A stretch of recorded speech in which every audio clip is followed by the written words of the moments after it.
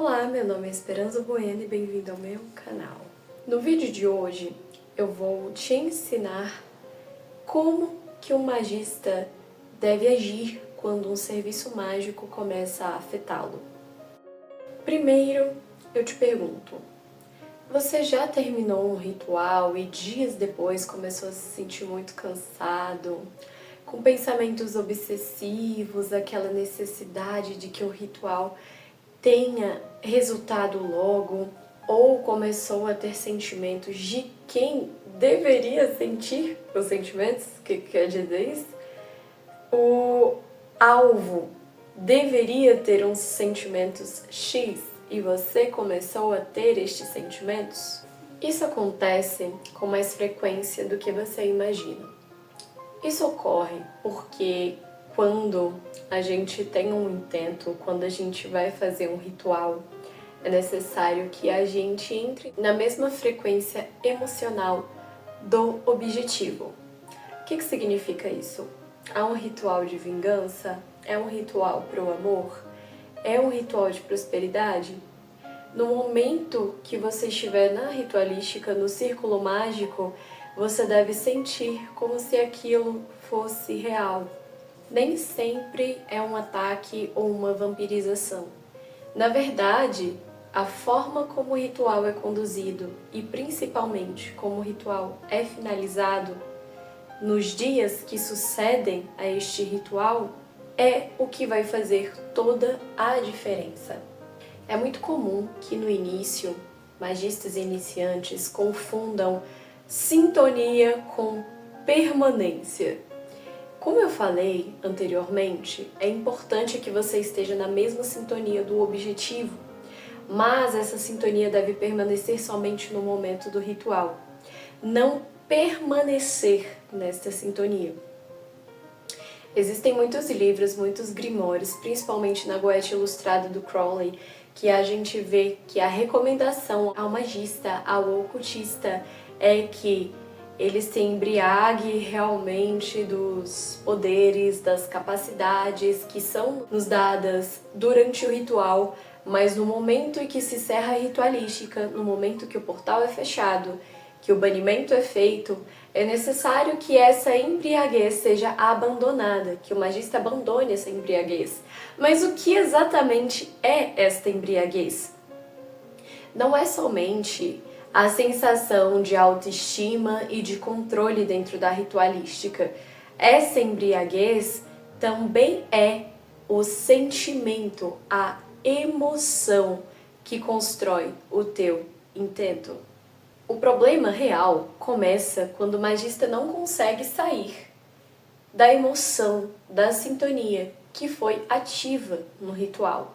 Por exemplo, um ritual de vingança que foi alimentado durante vários dias, por muito tempo, o magista ficou ali naquela emoção, remoendo, até que deu início à sua cerimônia e fez o ritual. E depositou ali todo o teu ódio, tua raiva.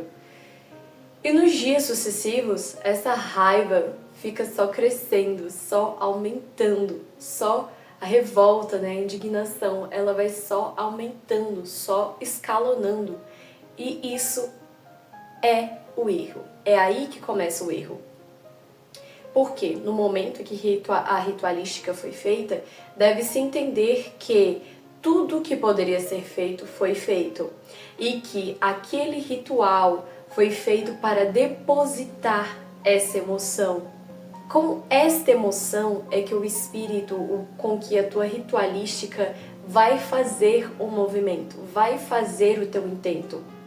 Então, continuar nutrindo, alimentando esta emoção, que era para ser o combustível, o canalizador, vai fazer com que você seja vampirizado, com que você não passe realmente de um objeto para manifestação, sendo que o ideal é que você seja um receptor ativo. O que significa isso? Você vai receber os resultados do que você fez, mas de uma forma ativa, sem ser prejudicado, sem ser vampirizado, sem ser absorvido no meio deste processo. De fato, a emoção, os sentimentos são muito importantes para o comando. Tem um vídeo meu que eu explico sobre a materialização dos seus objetivos. É importante que você assista esse vídeo também, mas assiste depois. E então a emoção é importante. Por quê? Quando a gente sente, quando a gente tem o desejo, mesmo que seja o desejo mais perverso, como raiva, ódio, até os desejos mais positivos, como alegria, felicidade, sim, aqui eu estou tratando emoções como desejos. No momento que esses desejos ocorrem, que eles acontecem, que essas emoções aparecem, é um momento que o nosso intento, o nosso objetivo começa a ser materializado lá no astral, lá em Esod. E quando realizamos o nosso intento mágico, literalmente a cerimônia, que eu falo da cerimônia diretamente, inicia-se em Keter, o poder, o potencial materializador absoluto. Ali há muito potencial. E esse potencial foi gerado a partir da tua emoção, que começou em Esod. É um pouco difícil de entender, né? Mas veja bem, no vídeo onde eu falo sobre a materialização dos objetivos, eu falo sobre a realidade plástica. Essa realidade, ela é constituída majoritariamente por emoções. E quando a gente tem o desejo por alguma coisa, como ter um valor X na conta, como ter o objeto X, essa realidade já existe, ela já é nossa. Em algum momento da nossa vida esse desejo é real, a gente tem aquilo em alguma realidade. Por isso que as emoções são importantes, que é para fazer materializar nessa realidade, como se o intento, como se o objetivo já tivesse sido cumprido. Então elas são indispensáveis na tua ritualística. Entrar na sintonia é indispensável. Porém, não sair dessa embriaguez, além de te gerar uma dissociação da realidade, pode trazer outros sintomas como irritabilidade, ansiedade, tristeza repentina, obsessão pelo resultado, dificuldade para dormir, sensação de peso, queda de energia. Muitas vezes isso não é porque você está sendo obsediado, né? Você está sendo vampirizado.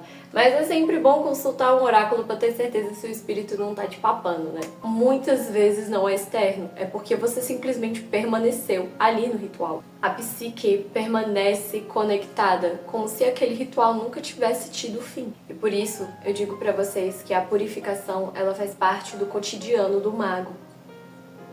Não porque é justamente para a gente se tornar puro, intocável ou iluminado, mas porque essas purificações ficam responsáveis de retirar de nós, limpar de nós essas emoções que elas foram acumuladas para que o intento fosse realizado. E é normal que no começo, ou até nos rituais seguintes, independente de você estar começando, de você ser experiente, é natural que um momento ou outro você permaneça conectado a um ritual.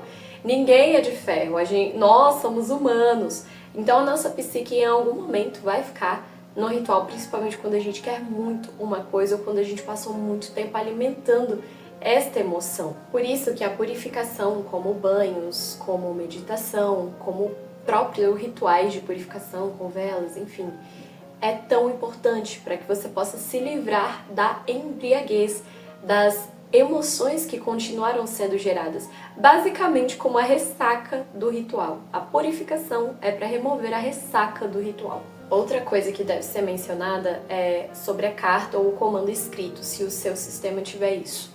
Uma carta confusa gera uma reação, gera uma construção confusa. E você, como operador de uma ritualística, se você vender serviços mágicos, saiba que uma carta mal escrita vai afetar diretamente o teu consulente. Ou seja, é de suma responsabilidade do operador construir uma boa carta, porque essa carta é o que vai fazer todo o intento operar de maneira perfeita. E eu vejo muitos casos de pessoas que acabaram sofrendo por cartas mal escritas, e eu não tô aqui para julgar ninguém, porque todo mundo é ser humano. Eu já errei também com cartas mal escritas, todo mundo é ser humano. Nem sempre a gente vai fazer um trabalho perfeito o tempo todo, mas a gente busca estar entregando, né, o mais próximo da excelência. Só que a carta mal escrita, ela vai fazer, dependendo de como você escreva, vai fazer com que o teu consulente seja o canalizador, o catalisador do ritual. Por exemplo, um consulente que ele já tem um perfil caótico, e vale lembrar que é recomendado que trabalhe-se com espíritos que têm uma personalidade contrária, têm um padrão comportamental contrário ao do consulente ou ao do operador, do magista. Então, continuando, então um consulente que tem um padrão comportamental caótico, não se deve trabalhar com um espírito caótico ou não se deve construir uma carta caótica, pois ele se tornará o catalisador. Basicamente, este consulente será influenciado pelo espírito e pela carta, como a carta foi escrita, né? Então ele passará a ser influenciado a gerar mais emoções caóticas, consequentemente atraindo mais situações caóticas para que o objetivo aconteça. Isso dentro de uma carta mal escrita, e por isso que é importante sempre estar aí observando o comportamento do teu consulente, do teu cliente, para que você possa entregar um trabalho mais plano possível, o trabalho mais reto possível, mesmo que em alguns casos seja necessário realmente fazer uso do caos, mas caos desorganizado não constrói absolutamente nada, não passa de caos. E a carta do mago, arcano número 1, basicamente organiza o caos que existe em Binah para fazer com que ele se manifeste em uma forma, ele se manifeste em algo. Ele pega todas as suas ferramentas para fazer com que o caos, aquilo que está no plano das ideias, materialize-se em algo perfeito. Fora que o operador, ele também pode adoecer. Então uma forma, as formas de você evitar de ser afetado, de ficar doente com rituais que você faz para os outros, o que significa isso? Basicamente você entrar na mesma sintonia de sofrimento do teu consulente ou principalmente de sofrimento do alvo. Como você pode se proteger disso? Autoanálise. Observando o teu padrão comportamental e vendo pensamentos e sentimentos que não são teus. No momento que você repara que existe aí a construção de um novo padrão comportamental que não é teu, com a autoanálise, e a autoanálise a gente vai fazer pro resto da nossa vida, você que é ocultista, magista ou não, bastando ter ciência, das magias, das ciências ocultas, da natureza e da sua própria humanidade. Então, você tem que fazer a autoanálise e observando o teu padrão comportamental é que você vai poder identificar se você está entrando na mesma sintonia, permanecendo no ritual que foi feito para o teu consulente ou não. E principalmente, se você não está sendo influenciado por alguma entidade. Em alguns casos isso é positivo, em outros casos é negativo. Mas muito é vendido, muito se escuta que o Daimon vai te influenciar a sair tacando pedra nos outros, tacando pedra na lua e correndo pro sol. E não necessariamente. Às vezes a influência do Daimon está dentro do teu intento. Então é por isso que é importante você fazer a autoanálise, porque você percebendo que não é uma influência negativa e tendo a autonomia de corresponder a esta influência ou não, vai fazer com que você se torne um bom magista e, consequentemente, você não adoeça junto do seu consulente se ele estiver doente, por exemplo. O domínio mágico não consiste só em você saber evocar, é você saber entrar e sair de uma ritualística. Mesmo que você faça o banimento, até porque, sim, existe o pedaço de limpeza astral, limpeza ali do ambiente, mas o banimento final, ele também é para dar um código pro teu cérebro, um comando pro teu cérebro de o seguinte: o ritual acabou, então eu deixo aqui tudo o que envolveu esse ritual, eu fecho esse portal. Enfim, é saber entrar e sair da ritualística. Então, mesmo que você faça esse banimento, Você vai permanecer na ritualística se você não tiver aí esse controle do teu próprio comportamento, da tua própria psique. A emoção, ela deve ser uma ferramenta de materialização dos teus intentos e não uma ferramenta de controle, de prisão emocional. E realmente acontece. Nem sempre na nossa vida e no decorrer da nossa vivência humana a gente vai estar bem 100%. A gente vai passar longos períodos bem. Na verdade, viver é uma montoeira de altos e baixos. É uma quantidade, é uma condensação de altos e baixos. Então, ao mesmo tempo que a gente vai estar muito feliz, o pêndulo ele vai ter que balançar para a mesma medida da gente ficar muito triste. Então, o que o ocultista deve fazer, né, o magista deve fazer, é encontrar um equilíbrio entre nunca estar feliz demais e nunca estar triste demais. Mas isso significa que você nunca pode sentir essas emoções? Muito pelo contrário, você é humano. Então, sim, você vai sentir. Vão haver momentos que você vai estar feliz demais, que você vai estar triste demais. Mas o ideal é que você procure sempre estar ali no meio para que você não sofra com isso e não fique preso aos rituais que você for fazer. A purificação não é opcional. E isso que eu acabei de falar também, de você estar buscando aí sempre o oposto, né, o contrário, também faz parte do princípio hermético da correspondência, da dualidade. É um mecanismo de defesa psíquica também. Faz parte da purificação. Um bom magista é aquele que sabe acessar energias quando necessário de forma inteligente. É aquele que sabe imprimir a sua vontade e retornar ao equilíbrio quando o trabalho termina. Muito obrigada por ter ficado até aqui. Conheça a nossa loja na Shopee, eu sou artesã também. Quiser entrar em contato comigo, meu Instagram tá linkado no primeiro comentário fixado. Muito obrigada por ter assistido meu vídeo. Tchau, tchau.